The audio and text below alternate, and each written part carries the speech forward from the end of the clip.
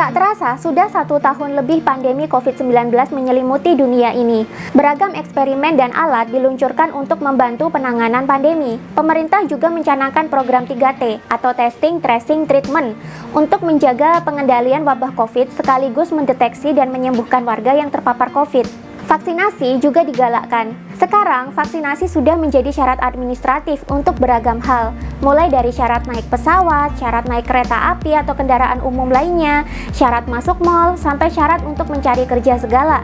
Beragam jenis vaksin akhirnya diimpor dari luar untuk memenuhi kebutuhan vaksin dalam negeri. Sedangkan untuk alat tes COVID itu sendiri, pemerintah sejak awal pandemi melanda sudah melakukan impor alat-alat tes dalam jumlah besar. PCR menjadi alat tes wajib untuk mendeteksi COVID-19. Tapi karena harga PCR selangit, tentu tidak semua penduduk bisa menggunakannya. Hasilnya juga lama. Untuk mengakomodasi kebutuhan tes yang cepat dan mendesak, akhirnya dikeluarkanlah alat rapid test atau tes kilat untuk mendeteksi virus di dalam tubuh manusia.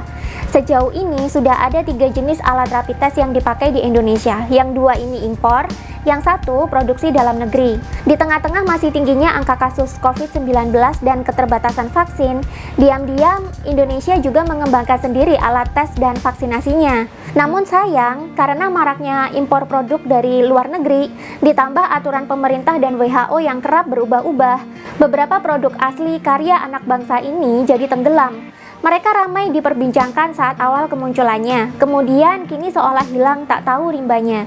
Apa sajakah karya anak bangsa untuk mengatasi pandemi ini yang tenggelam di tengah masifnya impor produk-produk medis asing?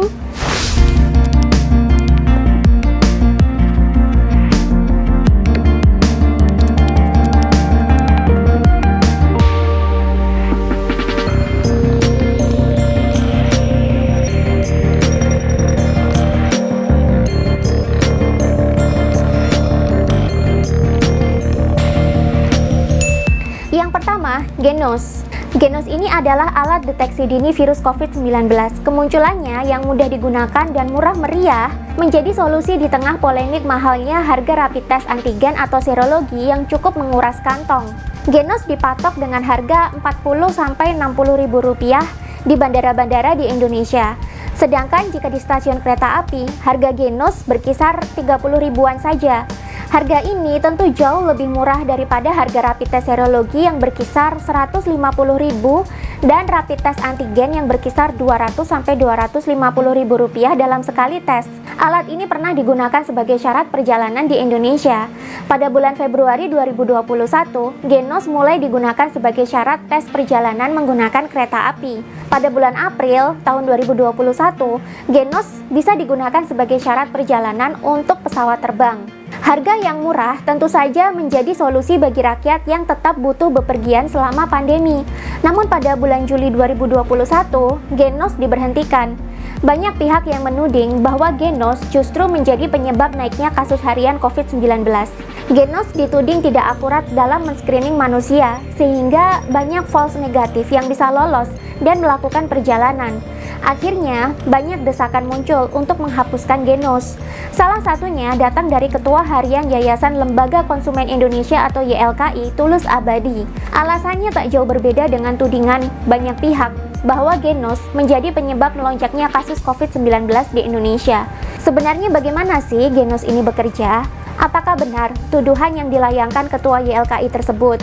Menurut Ketua Pengembangan Genos Profesor Dr. Kuatriana MSI dari UGM, akurasi alat tes Genos ini cukup tinggi, mencapai 97%. Genos bekerja dengan cara mendeteksi Volatile Organic Compound atau VOC. VOC ini bisa terbentuk jika ada infeksi COVID-19 yang keluar bersama nafas. Cara penggunaan alat tes Genos juga mudah. Orang tinggal menghembuskan nafas dulu ke tabung khusus. Sensor di dalam tabung kemudian akan mendeteksi. Data hasil sensor akan diolah dengan bantuan Artificial Intelligence atau AI. Hasilnya bisa segera diketahui dalam waktu 80 detik saja. Dan jangan salah, penelitian Genos ini dulu juga dibantu oleh BIN atau Badan Intelijen Negara. Tudingan miring bahwa Genos tidak akurat juga ditolak oleh pencipta Genos itu sendiri, yakni Dian Kanurputra. Ia berdalih, justru Genos ini lebih akurat daripada swab antigen. Sebab positivity rate Genos itu jauh lebih tinggi, melebihi standar positivity rate WHO itu sendiri. Sebagai perbandingan, positivity rate Genos bernilai 8-10%, PCR 15-20%, sedangkan tes swab antigen hanya 0,9% saja. WHO sendiri memberikan standar positivity rate tes COVID-19 paling tidak ada di angka 5% ke atas. Tentunya Genos sudah melampaui standar WHO, namun karena desakan banyak pihak dan YLKI, penggunaan Genos akhirnya dibatalkan dan pemerintah kembali menetapkan tes PCR dan rapid test antigen sebagai syarat perjalanan. By the way, pembatalan ini juga sempat dikritisi oleh salah satu anggota DPR, Adian Apitupulu. Penghapusan Genos ini sangat disayangkan sebab Genos banyak membantu rakyat kecil untuk bisa bepergian dan menjaga sirkulasi perekonomian tetap berjalan selama pandemi. Mana bisa ekonomi berjalan jika tidak ada mobilitas penduduk? Yang kedua, vaksin merah putih. Semenjak tahun 2020 yang lalu, diam-diam UNER atau Universitas Airlangga juga telah melakukan riset vaksin COVID-19 sendiri. UNER tidak berjalan sendiri. Lembaga Biologi Molekuler Eijkman juga turut bekerja sama dengan UNER untuk mengembangkan vaksin ini. Namun vaksin ini belum siap diluncurkan. Vaksin ini diberi nama vaksin merah putih dan ditarget akan diluncurkan pada Mei 2022. Vaksin merah putih ini dibuat dengan metode platform subunit protein rekombinan. Jadi, antibodi yang dihasilkan bekerja untuk mencegah virus menempel dan mencegah pelepasan materi genetik virus ke dalam sel manusia. Eijkman memilih pengembangan vaksin dengan platform subunit protein rekombinan karena relatif lebih aman dan mereka tidak menggunakan virus hidup sebagai vektor. Nama vaksin merah putih sempat viral di tahun lalu saat pemerintah belum memiliki vaksin sama sekali.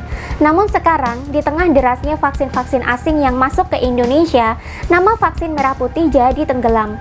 Staf khusus Menteri Riset dan Teknologi atau Menristek Eko Putro Adi Jayanto mengatakan, vaksin merah putih ini kalah dengan vaksin lokal buatan negara lain karena kurangnya mitra industri untuk memproduksinya.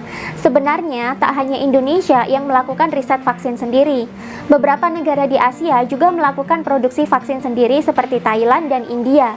Namun, produsen vaksin di Thailand memiliki kerjasama dengan perusahaan farmasi di luar negeri. Sedangkan vaksin merah putih tidak bekerja sama dengan pihak manapun di luar negeri. Walaupun memiliki segudang keterbatasan, nyatanya vaksin merah putih berhasil melakukan uji praklinis awal bulan Agustus ini. Jika uji praklinis lancar, maka bisa dilanjutkan ke tahap uji klinis. Jika semuanya lancar, diharapkan vaksin merah putih bisa mendapatkan izin Emergency Use Authorization atau EUA dari BPOM dan pada pertengahan 2022 sudah bisa digunakan untuk mensuplai kebutuhan vaksin di Indonesia. Yang ketiga, vaksin Nusantara. Dibandingkan dengan dua karya anak bangsa sebelumnya, nampaknya vaksin Nusantara ini adalah yang paling heboh. Tapi setelah heboh juga cepat tenggelam beritanya. Vaksin Nusantara ini heboh karena menggunakan metode yang sama sekali berbeda dengan pembuatan vaksin pada umumnya. Vaksin Nusantara menggunakan metode sel dendritik yang selama ini baru bisa dicobakan pada terapi penyembuhan kanker saja. Kehebohan lain juga timbul karena vaksin ini diriset sendiri oleh Dr. Terawan Agus Putranto, mantan Menteri Kesehatan RI yang diberhentikan dari masa jabatannya di akhir 2020 kemarin. Walaupun telah mundur dari jabatannya sebagai Menteri Kesehatan, namun Dr. Terawan menuai banyak pujian karena justru tampil kembali ke publik dengan penelitian vaksin Nusantaranya. Namun sayangnya, laju penelitian vaksin Nusantara ini sempat terhalang oleh izin uji klinis dari BPOM. BPOM sempat menolak izin uji klinis vaksin Nusantara karena dianggap penelitian vaksin Nusantara ini tidak sesuai dengan kaidah ilmiah pembuatan vaksin. Vaksin Nusantara memang dibuat menggunakan metode sel dendritik, bukan menggunakan virus yang dimatikan, virus yang dilemahkan, atau mengambil protein virusnya saja untuk merangsang antibodi manusia. Vaksin Nusantara bekerja dengan cara mengambil sel darah manusia, kemudian dipisahkan sel dendritiknya di laboratorium, kemudian sel dendritik ini dipaparkan dengan antigen protein S virus COVID-19. Sel dendritik yang sudah mengenali wujud dan karakteristik virus COVID-19 ini kemudian disuntikkan kembali ke dalam tubuh manusia. Sel-sel dendritik ini yang nantinya akan memicu sel imun lain untuk membentuk sistem pertahanan terhadap COVID-19. Jadi singkatnya, kita punya sel dendritik yang biasa menjadi pasukan tempur kita. Sel dendritik ini diambil dulu untuk dikenalkan siapa musuhnya di sebuah tempat khusus. Sel dendritik yang sudah kenal musuhnya ini alias si virus COVID-19 ini tadi, dia bakalan menyimpan memori tentang bagaimana karakteristik musuhnya, mulai dari visual, pergerakan, suhu, sampai cara si virus menyerang. Ibaratnya, sel dendritik ini sedang mendapatkan pelatihan menghadapi virus baru di laboratorium. Setelah masa pelatihan selesai, sel dendritik disuntikkan kembali ke dalam tubuh manusia. Dia kemudian akan mengajari sel-sel imun lain untuk segera mengenali musuh dan menyerang bila musuh tersebut datang. Karena metode pembuatannya berbeda dengan vaksin pada umumnya, maka vaksin Nusantara pun menuai pro dan kontra. Beberapa pihak juga menyoroti bahwa vaksin ini sebenarnya bukan murni karya anak bangsa, sebab dalam penelitiannya, Dr. Terawan ternyata bekerja sama dengan Aivita, sebuah perusahaan biomedis dari Amerika Serikat. Di tengah-tengah polemik yang sempat menghebohkan Indonesia, akhirnya terjadilah kesepakatan antara TNI Angkatan Darat, Kementerian Kesehatan, BPOM, dan Dr. Terawan selaku penggagas vaksin Nusantara.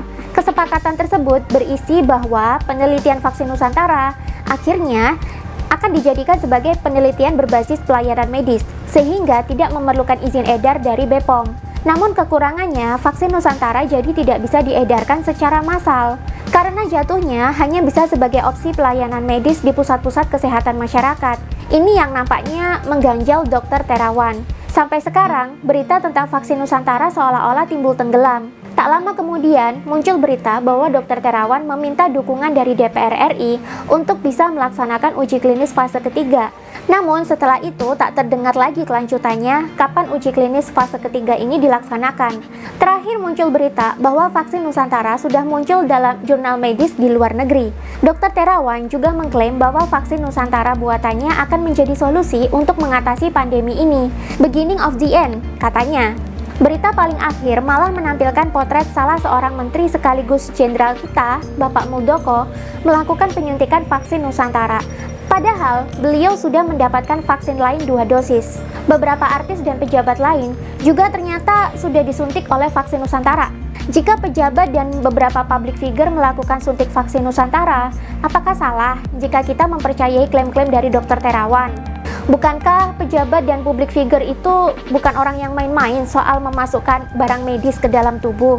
Pasti mereka akan cek dan recheck berkali-kali sebelum mengambil vaksin atau memutuskan mengambil penanganan medis lainnya. Itulah dia 3 karya anak bangsa yang dulu sempat viral dan fenomenal, tapi kini tenggelam di tengah gencarnya impor vaksin dan alat tes COVID-19. Kalau menurut kalian, bagaimana dengan 3 karya anak bangsa tersebut? Masih layakkah untuk didukung dan digunakan? Atau kita harus patuh-patuh saja untuk impor semua vaksin, obat, dan alat-alat tes COVID dari luar negeri?